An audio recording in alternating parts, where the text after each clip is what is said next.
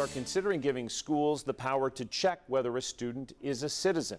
10 News reporter Sarah Ottman joining us now with supporters who say it will help save school districts money and critics calling it legally and morally suspect. Sarah, you spoke to a young man from Knoxville about why he testified against the bill in Nashville. Yeah, John, William Mendoza was one of many that traveled to the state capitol in opposition of the bill.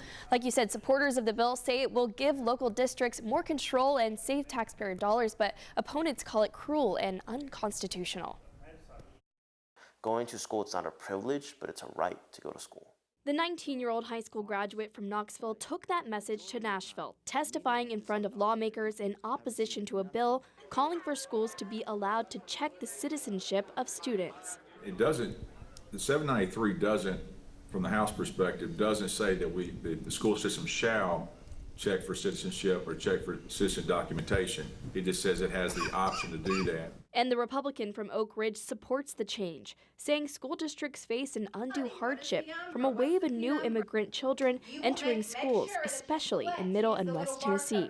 We need better immigration laws and we need to enforce them.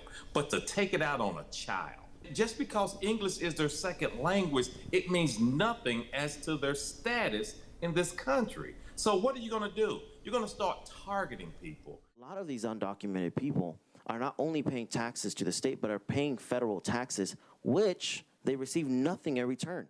William Mendoza is a first-generation Honduran American, and he's public about his opposition to the bill. So I think it's my duty to go and fight for them. And it's my duty to be their voice when they have no voice right now. He says changing the law will only add a new burden for young people and their families trying to build a life in this country through education and an honest day's work.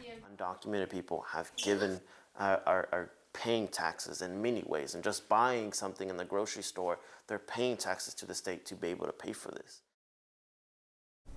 That bill is now headed to the Senate, and that 19-year-old plans to head back to Nashville next week to again voice his opposition in committee. John. Sarah Ottman on the update, and we'll continue to follow this story.